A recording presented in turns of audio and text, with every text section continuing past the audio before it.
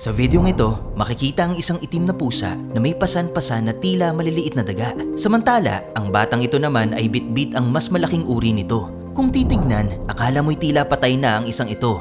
Ang isang ito naman, habang naglalakad ay biglang tumigil at tila nanigas na parang estatwa. Isa itong survival strategy. Ang hayop na ito ay may kakayahang magpanggap na patay na upang makaligtas sa kapahamakan. Ang tawag sa hayop na ito ay opossum, isa sa mga pinakakaibang hayop sa mundo. Meron itong mga nakakatuwa at kahanga-hangang katangian, gaya na lang ng kung paano ito pinapasan ang kanyang mga anak. At kaya raw nitong magdala ng hanggang 13 babies ng sabay-sabay. Pero hindi lang ito ang kakaiba sa hayop na to.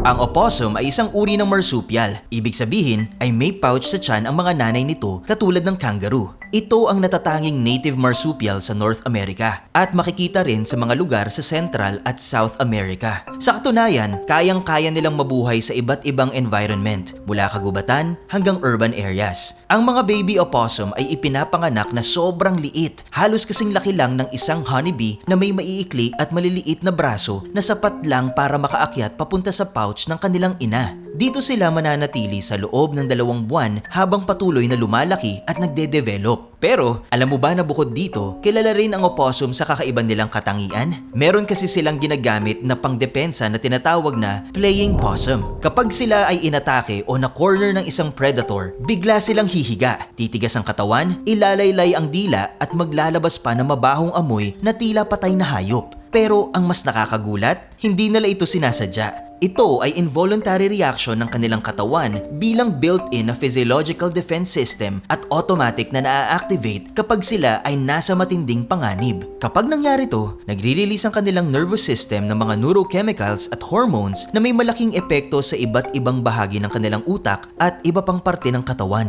Bukod sa kanilang defensive mechanism, sobrang flexible din ang diet ng opossum dahil sila ay omnivores. Kumakain ng halos lahat ng uri, mula sa insects, prutas, nuts, maliliit na hayop, itlog, hanggang sa patay na hayop o carrion. Dahil dito, tinatawag din silang clean-up crew dahil tumutulong silang maglinis ng kapaligiran. Isa pang nakakabilib sa kanila ay ang kanilang resistance sa venom. May espesyal silang protein sa dugo na kayang mag-neutralize ng toxins mula sa ahas, bubuyog at iba pang venomous animals. Kaya naman kilala ang opossum bilang ultimate survivor. Hindi lang yan, dahil meron din silang prehensile tail. Ibig sabihin ay kaya nilang gamitin ang kanilang buntot para kumapit sa mga sanga habang umaakyat sa puno. At kahit medyo nakakatakot ang itsura nila, hindi sila agresibo sa tao o ibang hayop. Mas gusto nilang umiwas at magtago. Pero, hinuhuli ba sila ng tao? Sa Alabama, ang mga opossum ay classified bilang fur bearers at game animals, kaya maaari silang hulihin at i-hunt ayon sa mga batas at regulasyon ng estado. Tradisyonal na naging isang entertaining na sport ang panghuhuli ng opossum,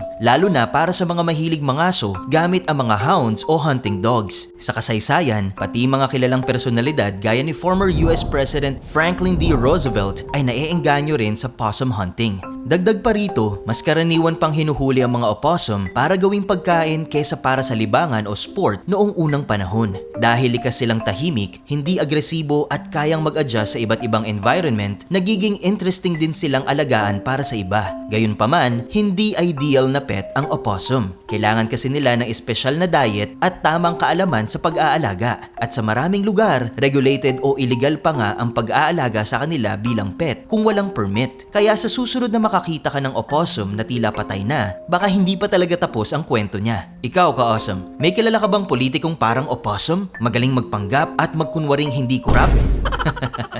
This is Sir Kuya Dowell from Our Republic. Hanggang sa susunod na kwento, and stay awesome!